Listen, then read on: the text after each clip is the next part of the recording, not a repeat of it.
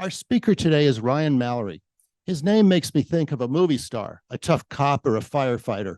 But Mr. Mallory is a real hero because he helps children learn to read. Ryan Mallory is program manager for the AARP Foundation Experience Corps in Sacramento, where he manages a volunteer-based tutoring program that engages literacy tutors for primary grade students. Reading is a key to achieving success in life for most of us, yet many children struggle with mastering this fundamental skill. I must say, I can't imagine not being able to read. Ryan will tell us about the literacy landscape in Sacramento, including the diversity of student populations and the opportunities for those over 50 to help children read or improve their reading. Ryan has been an English language instructor in Bangkok, Thailand, and learning manager at Sierra View Elementary School. Ryan has a bachelor's in English from Sacramento State. Mr. Mallory, the mic is yours. Hello. Thank you so much for that introduction. And thank you all for having me here today. It's a pleasure to be here with the Renaissance Society. So as Jeff said, my name is Ryan Mallory. Just to get started, I wanted to talk about what we're going to be talking about today. So today we'll be talking about supporting struggling readers through volunteer service. We'll be talking about, as he said, the landscape of literacy here in Sacramento and opportunities for people like yourselves to get involved to become part of the solution. Just to show you what we're going to be talking about today, we'll start out with an agenda. Dun, da, da, here's the agenda. And then an introduction of myself, although I got a wonderful introduction already. Thank you. Then we'll talk about the landscape of literacy in Sacramento, including the diversity of our students. We'll talk more about AARP Foundation and Experience Corps, what our tutoring is like and how we impact our communities. And then we'll talk about ways to get involved, and I'll address some frequently asked questions before we open it up to your questions. So just to tell you a little bit more about myself, since I submitted the bio of my title as program manager, I've actually recently gotten a promotion. So I am now the literacy coordinator for the center, which is a local nonprofit organization. And part of my role as literacy coordinator is that I oversee the AARP Foundation Experience Corps program as it operates here in Sacramento. So as I was preparing for today's session, I was kind of reflecting on my own journey to learn to read. And I was thinking about some of the barriers that I experienced when I was a child. So in my early childhood, my parents divorced when I was about 6 months old. And so from the ages of around first grade to third grade, my mom, my sister, and I relocated about 4 times. So coming into learning to read, we were a little all over the place. We struggled with our finances. We were dependent on economic assistance and the support of our family members. And so we had some rough times when I was a kid. But despite this, I also had a lot of things working in my favor. First of all, I spoke the same language as was instructed in schools. So I didn't have any language barriers that I was coming up against. Secondly, the economic difficulties that my family faced were pretty specific to my family. They were not widespread within our community. So the schools that I attended had generally good resources in order to support students' learning. And also my mom was a really avid reader. So anytime that although she was constantly stressed out having to work 2 different jobs, my sister and I saw a positive example in her of reading in her leisure time. And this may come as a shock to you, but another advantage that I had going for me as I was in my youth is that you may not be able to tell this, but I'm a white man.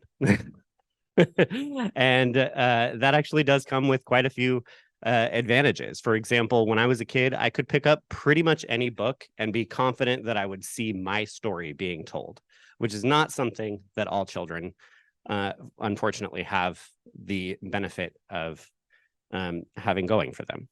Although that is changing in recent years, and I'm excited to see that. So as part of my journey into the field of education, I, like many others in the field of education, was inspired to get into this field by a teacher who was really inspirational to me. So the teacher who inspired me to get into education, her name is Candace Hale Leitner. So Miss Hale Leitner, if you're watching on Zoom or anywhere, thank you for your inspiration. And she was just an incredible teacher. And there were a few things that she did that really made me feel like this is something I want to do. This is something I want to be a part of. The first thing was that she held us to really, really high standards.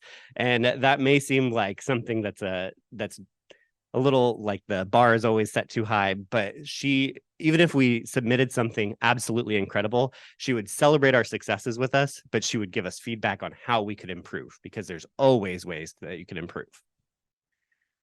She also didn't take herself too seriously. That was one of the things that I loved about her. She was always willing to laugh at herself. She was willing to laugh with us. I can remember numerous times in class where she would just kick up her heels and say, "All right, kids, we're going to Grammarland." And it was something that all of us, of course, we sneered and we rolled our eyes, but secretly we all loved it because she was funny. And then finally, she also encouraged us to pursue our interests outside of school. And that was something that I found really interesting, because going through school, you have so many teachers who really want you to succeed in their class. She wanted me to succeed outside of her class. And that was something that really stuck with me. And these are qualities that, of course, were really prevalent in this one person, but they're not specific to teachers. I'm sure many of you have had very similar qualities that you've shared with your children or grandchildren. And so that's what I'm hoping to talk more about today, is an opportunity where you can use those skills to give back to our local communities. So now that I've talked about myself for quite a long time, let's talk about the landscape of literacy in Sacramento. So you may have heard that in kindergarten through third grade, you learn to read, and in fourth grade and beyond, you read to learn. This is because in kindergarten through third grade, this is where children are really learning those fundamental skills that they need in order to be successful readers when they get to higher level grades. So in fourth grade and beyond, that's when students start to encounter much more complex text in other subjects like social studies. Their math problems become essays in themselves. And if they don't have those fundamental skills already by the time they get to fourth grade, then they really are not set up for success. So let's take a look at some areas of Sacramento where we see that we could use some extra help. Here you see, this is an image from the Sacramento Literacy Foundation's community literacy map. And this functions as kind of like a heat map of literacy scores here in Sacramento and actually all across California. And this is based on third grade standardized reading assessment results. As you can see, in 2022, only 37.7% of students were reading proficiently by the end of third grade. That is pretty sad. This means that over half of our young readers were entering fourth grade without those fundamental skills that they need in order to succeed as they're going through their education. So all of them are, so these students are entering fourth grade needing to catch up already. And that's not where we want our students to be. To unpack this image for you a little bit further, the darker red dots here represent schools where only 20% of their third graders met the language arts standard by the end of third grade. 20%. That's in a class of 30 students, that's 6 kids. I hope. I am not a calculator. I'm pretty sure it's 6. In the orange dots, those schools are about 40% of the students met the language arts standard by the end of fourth grade or third grade, sorry. And in the yellow dots, that's where we have about 60% of students who met the language arts standard. So as you can see, there's way more red on this map than we would like to see. If we zoom in a little bit closer to the school district that our program partners with, Sac City Unified School District, then you can see that the numbers are actually even a little bit worse. Only 30.9% of students met the third grade reading benchmark by the end of the school year in 2022. And that is one of the reasons why our Experience Core program focuses on this school district, because we really want to make sure that we're having an impact where impact is needed. And we know that there are lots of children in this area who could benefit from the additional reading practice that they would get from the service of volunteers. If we take a look at the demographics of Sacramento City Unified School District, you'll see that this information comes from the California dashboard, which is public information. And you'll see that in the student group section, there is a large portion of students who are socioeconomically disadvantaged, so 67.4%. And this means that the students either qualify for free and reduced lunch or that their parents do not have a high school education. Down in the race and ethnicity section, you'll see that the majority of the school district is made up of Hispanic students, so just over 40%, and followed by Asian students at about 18% and 17% white students. So let's take a look now that we've seen how the demographics break down. Let's see how the different groups perform on their standardized assessments. As you can see here in SUSD, the larger population student groups who rank the lowest in achievement in literacy include African-American students, English learners, and students with disabilities. Still low, but not quite as low, we have Asian students, Hispanic students, and those who are socioeconomically disadvantaged. It's really important to note that racial and ethnic background and life situation circumstances do not limit a student's ability to learn to read. With proper instruction and support, it's said that 95% of students are able to learn to read.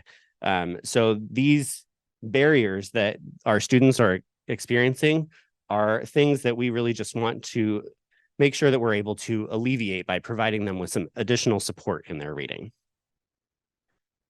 So now that we see how our school district breaks down as far as their performance, let's take a look at how our Experience Core program, the tutoring program that I'll be talking about today, let's see how we have addressed this by the student populations that we served last year. So last year, kind of in line with what you see in the school district, 42% of our students, the largest population here, are Hispanic or Latino, followed by 20% of our population who are Asian, 17% who are Black or African American. So our idea with Experience Core is we're really trying to serve the students who need the most support and would be most likely to benefit from the support that our volunteers provide. Looking at some of the other data points that we saw from Sac City, last year, the number of students that we served who were English learners through Experience Core was 32% of our population.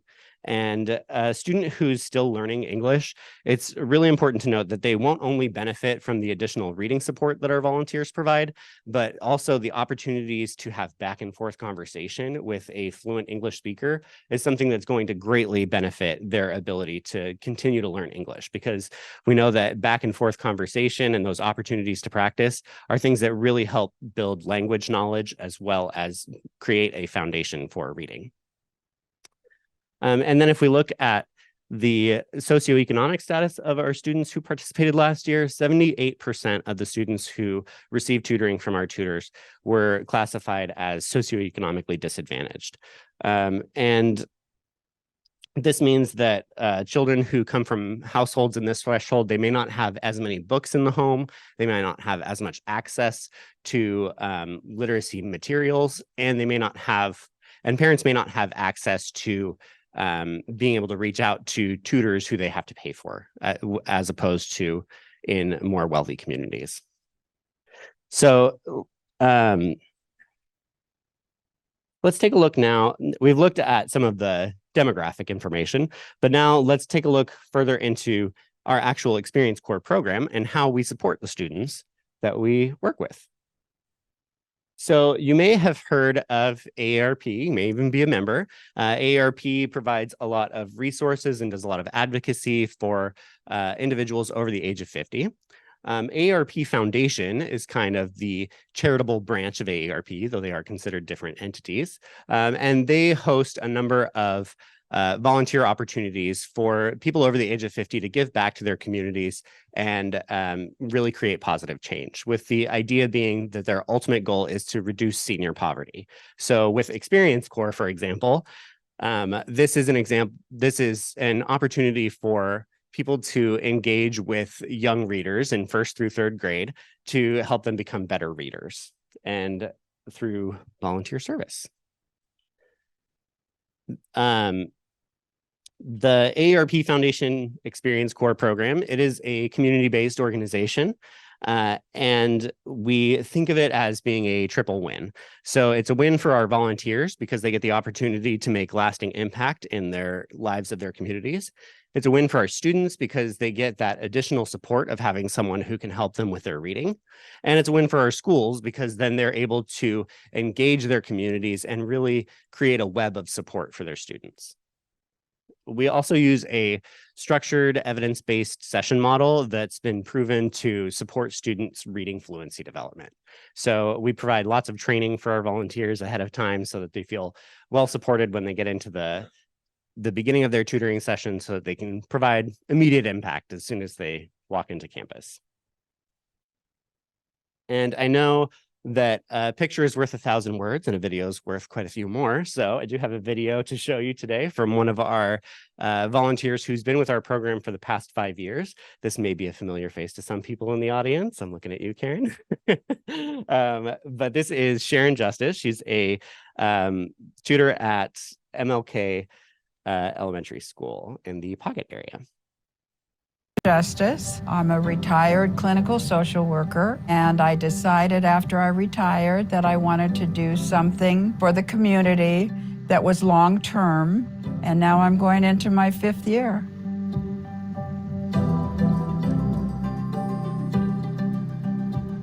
The thing that I look forward to is coming to school and knowing that I'm going to be working with students. No, go ahead, you should hear. Sooner or later, almost everything you do, including a math problem, you may have to read it first.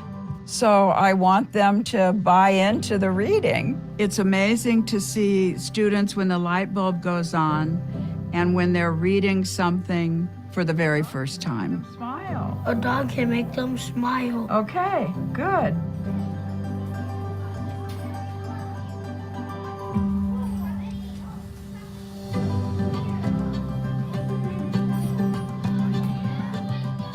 The Experience Corps has been a great experience for me. The benefit of working with the children and what I've learned from them is we get as much out of it as the children. It helps you stay healthy. It gets you out of the house. Then it also gives me the energy to keep myself healthy. Volunteering has made me feel more connected to my community. I'm working with a school. I'm working with young people. This is our future. And so I plan on doing this for as long as I can.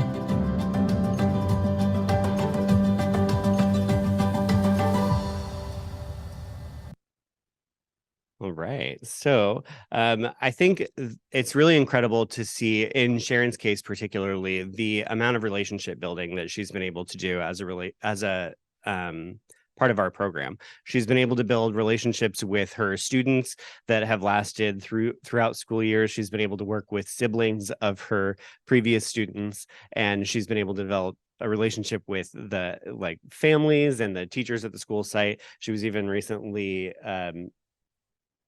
given a welcome by the principal at a school event. So it's incredible to see how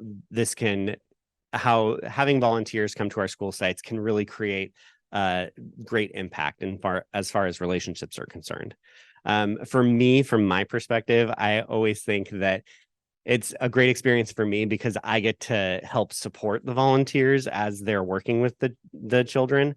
And so starting out in the first year of service, a volunteer might be a little hesitant and might think, oh, I don't know if I'm doing this correctly. But with the support that we're able to provide, we get to see our volunteers become really, really effective tutors and really confident in their ability to make change in their communities. So that's one of the benefits that I see out of it.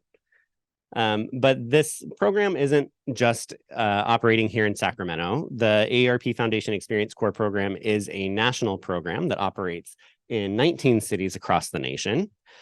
And we are continually having an impact. So the Experience Corps program started on the East Coast and started working its way westward. In 2016, when they were expanding to California, they set their sights in the regions of California that they did because they found that in these areas, we had a large number of students who needed extra support with their reading. And we also had a pretty sizable number of potential volunteers who might have the time to give back to local youth. Just in this last year, across the national network, we had 1,731 volunteers who contributed time to serve 3,278 young readers. So no small task by any means. Looking at our local program here in Sacramento, AARP Foundation Experience Corps partners with local nonprofit organizations to host the program locally in their cities. So the host of our organization here in Sacramento is the Sacramento Chinese Community Service Center. We call ourselves the Center for short because Sacramento Chinese Community Service Center is kind of a mouthful. But the organization started out about 40 years ago as an organization that helped new immigrants, refugees, and other underserved individuals adapt to life in Sacramento. Over the past 20 years, the focus of the organization has really shifted to serving all underserved populations of Sacramento. And we do that primarily through expanded learning programs, which are before school, after school, and summer school programs.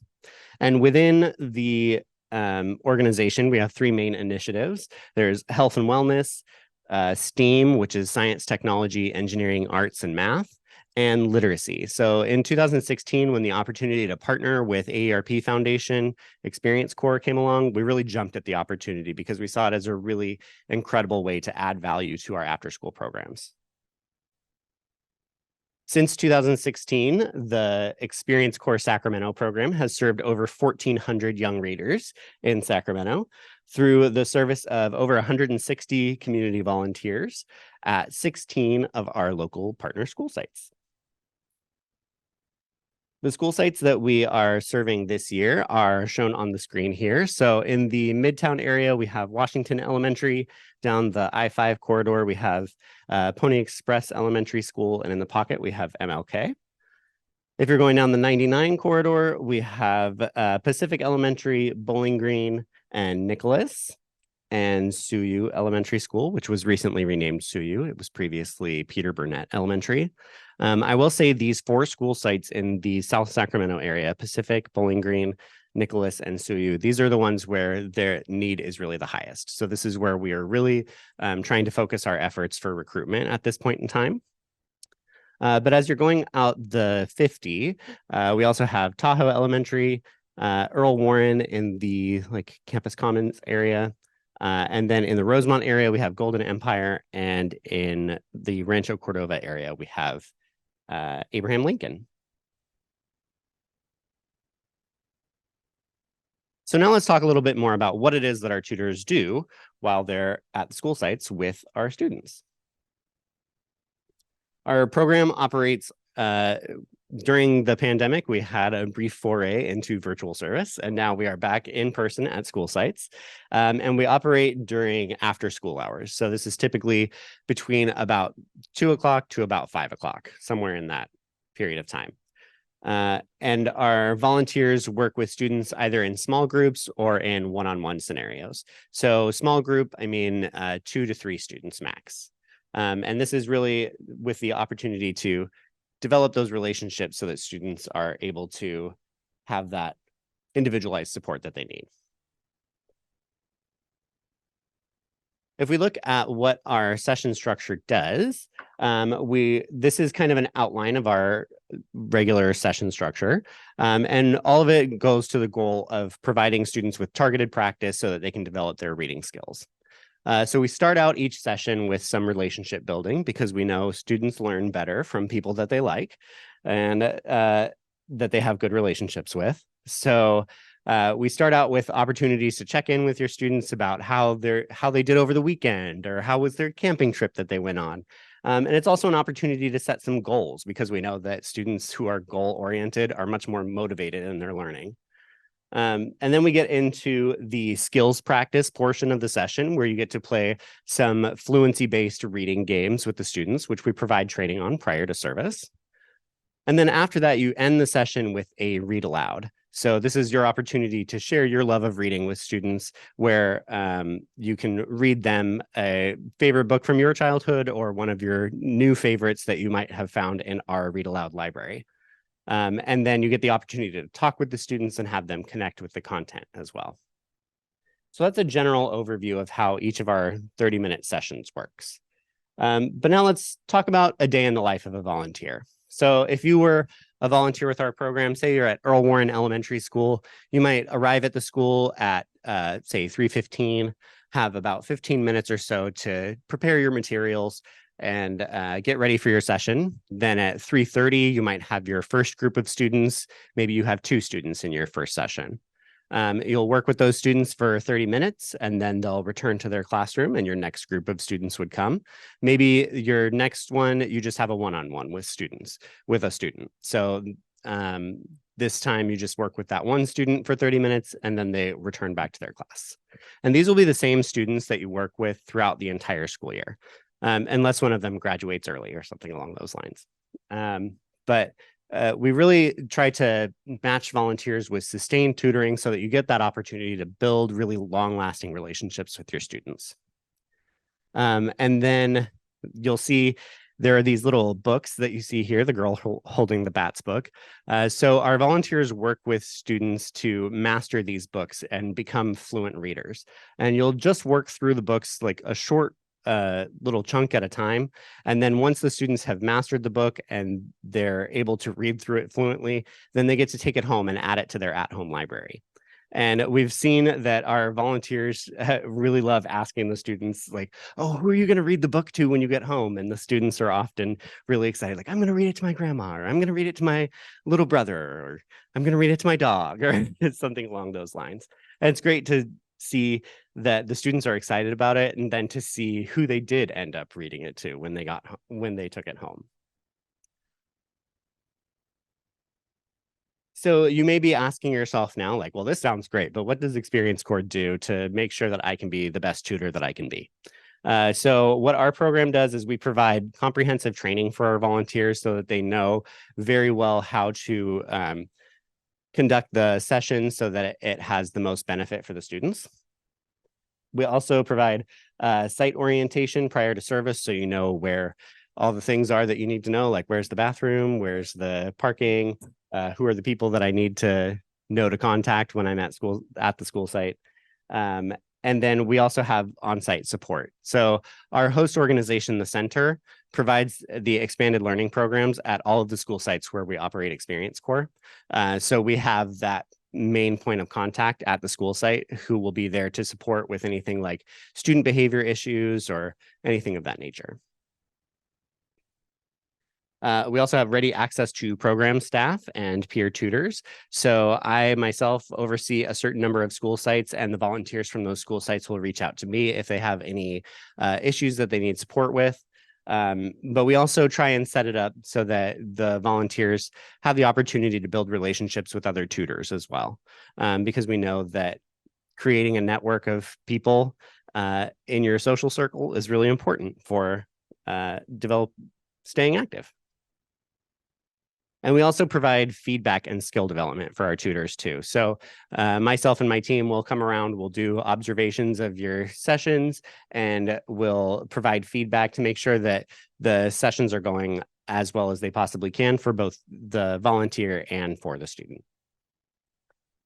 And all the tutoring materials are provided for you, and they're all kept at the school site so that you don't have to worry about planning any lessons at home or anything along those lines.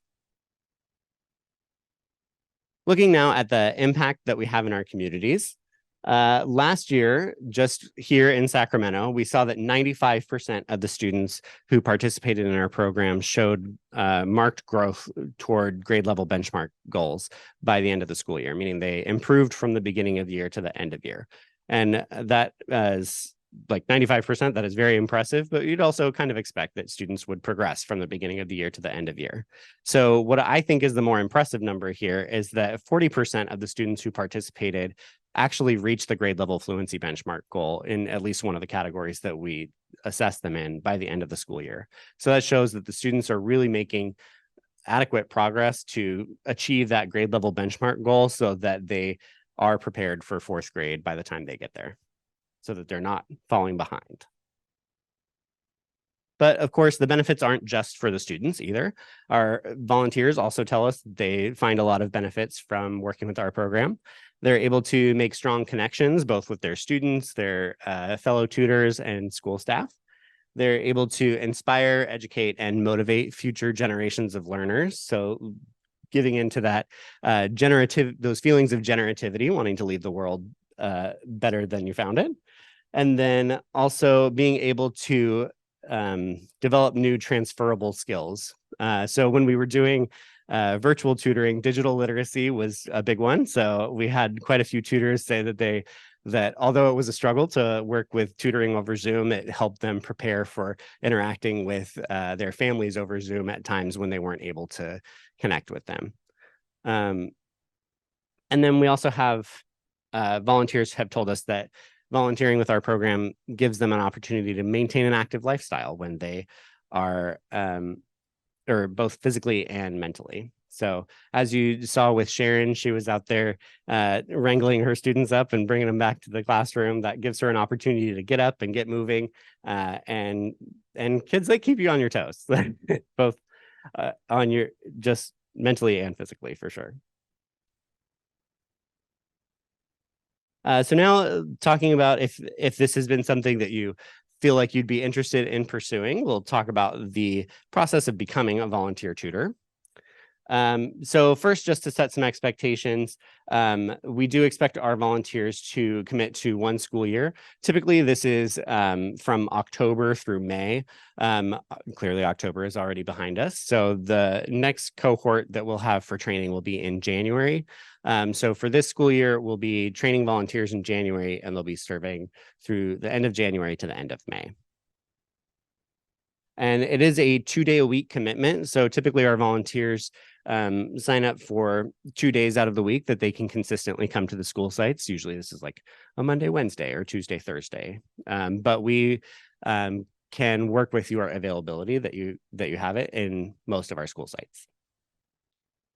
There is a 2-day pre-service training that is required. I know 2 days of training sounds like a lot, but we cover a lot of things that are really pertinent to our tutoring. So we cover how students learn to read. We talk about the session structure that we have, how you can support your students' social and emotional growth, and also some school site logistics. We also give you lots of opportunities to interact with your peers and get some hands-on experience working with the materials that you'll be using for tutoring.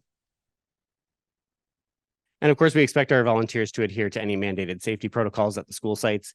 As anyone can tell you, over the past few years, things have needed to pivot on a dime. So while masking is not currently required at our school sites, it is subject to change, and we expect our volunteers to adapt along with us, just so that everybody can be safe. And then there is also a digital record keeping component to tutoring as well, which we provide training on at the school sites. So taking a look at our onboarding roadmap. So the first thing that you do to start working with our program is to attend an info session. So this does count as an info session. So congratulations to you all. You're already one step along the way. The next step would be to participate in an interview. So you would do this by reaching out to us at our email, which I'll show on the screen shortly, to say that you're interested in moving forward, and then we can schedule an interview. And then we'll invite you to complete our online application packet. Then since we're working with vulnerable populations, there is a background clearance check process through our partner school district, Sac City Unified, which includes fingerprinting and TB testing. Both of these are done at no cost to the volunteer. Our organization pays for all the clearance and TB testing. After that, we'll invite you to training, and then you'll be able to attend your on-site orientation and start service. So that's what our roadmap looks like. I mentioned the pre-service training. So there is a 2-day training. We just held one recently on October 11th and 12th. They are 2 full days of training where we prepare our volunteers for everything that they need to know going into the school site so that they can really provide immediate value. And there is a 1-day follow-up training a few weeks after the beginning of service so that you can check back in with everyone and make sure that things are going well and answer any questions that you might have about the session structure or how things are set up at your school site. Going now into some frequently asked questions that we have for our program. Quite often people ask, what if I need to miss a session? And in this case, we do actually have substitutes who can sub in for you and cover your sessions if you have like a doctor's appointment or an extended vacation.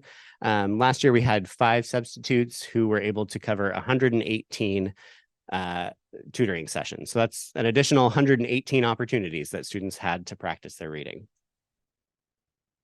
And then quite often people ask about sick days. What's the policy? Our policy is if you're not feeling well, please let us know. We'd be more than happy to try and find a substitute if there's one available or to cancel the session to make sure that both you and the student are happy and healthy. We would much rather prefer that volunteers stay home and miss one session than risk having to have both of you have to quarantine for a number of days. Another question that we get frequently is how are designated schools and schedules chosen? So we take your availability and preference into account because we don't want people to have to be traveling from super far away to get to their school sites. But ultimately, it does come down to where the need is the highest. So as I mentioned before, those schools in the South Sacramento area are the ones that we're most actively recruiting for at the moment. And then I believe we'll have a Q&A section coming up shortly. All right. So before we go over to that, I did just want to put our contact information here. If you are interested in participating in our program and would like to become a volunteer with us, you can reach out to us at volunteers@sccsc.org. That end part is sccsc.org. It's like Sam Cat, Sam Cat. That one's always hard to remember.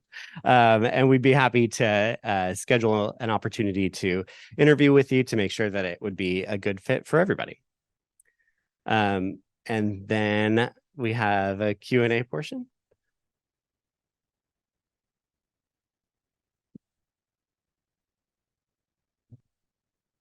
How are the students chosen to participate? Good question. So the way that it works is that our team, since we manage the after school programs at all of those school sites, we'll go in and we do assessments with all the 1st through 3rd grade students to see who would be the most likely to benefit from working with our volunteers. And then we have the program managers who run the after school program reach out to the parents, tell them about the program and the opportunity for tutoring. And then if parents are interested, then they'll return the permission forms. Are the tutors provided any of the assessment data, individual data, and any connection or in a relationship with the teacher in the classroom? So the teacher in the classroom, the primary person that you'll be in contact with at the school site is the after school program manager, because by the time that our tutors come in, quite often the teachers are on their way out because they've finished up their school day. But we do share the information from the assessments that we do with the students. We assess our students 3 times a year to make sure that we're able to track their progress, and we'll share that data with you throughout the school year so that you can see the impact that you're having with your kids. So I just want to get back to your statistics page at the beginning because I was kind of appalled by those numbers. And can you flesh out anything why some of the areas in our communities are so poor versus others, or anything about that? Yeah, I think it really comes down to access, and that is that comes in a lot of different forms. It could be it could be that teachers don't have access to quality materials. It could be that teachers don't have access to quality training on how to use those materials. Or it could just be, it could also be that families don't have access to quality books that they can use with their children to read to them at home. So I would say those are like the primary factors. Yeah. We have a couple of questions from our Zoom attendees. How many days a week is the commitment? The commitment is 2 days a week for tutoring. The tutoring happens Monday through Thursday, and you can pick 2 days a week at your leisure. Of course, if you have more flexibility, there's more of a likelihood that we'll be able to match you with the school site. And then on Fridays, we don't have tutoring. That's a day that we save for additional training opportunities, which are typically optional, but our volunteers tend to really enjoy them because it helps them hone their craft. Another question, what kind of progress notes do the volunteers submit regarding the student? So we will have you complete session logs, which just detail the number of pages that you covered in your book and what games you played with them. If you have specific there's an option to write specific notes about things like specific words that the student struggled with, just so that you can keep them for your own reference. But that's about the extent of. Okay, and then what grade level would I tutor is another question that's been asked. So all of our tutoring serves 1st through 3rd grade, and we are hoping to launch a pre-fluency program in the near future that will also serve kindergarten. Yeah, that's all I have.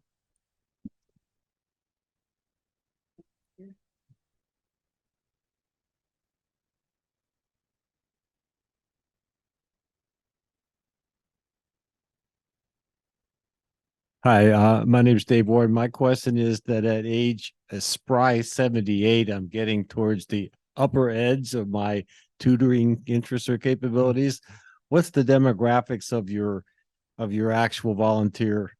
The demographics of our volunteers as far as age is really widespread. We have some who are just recent retirees, and then we have some volunteers in their 80s as well. So it's a wide range of demographics. However, we are also actively trying to recruit more volunteers who represent the students that we're serving as well. So we are hoping to diversify our volunteer pool as well. You presented the information where 37.7% of the students are below grade level or proficiency. Was there a certain standardized test used? How was that determined? Yeah, so the scores for those assessments are based on a couple of different things. There's the National Assessment for Educational Progress, which is the NAEP score, and then there's also the California Academic Assessment of Student Performance, the CASP. Any other questions?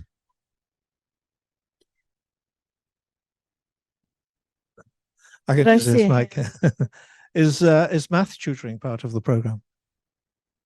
So our program just works specifically with literacy, so we don't offer math tutoring at this time. Ryan, thank you so much. Yeah, thank you.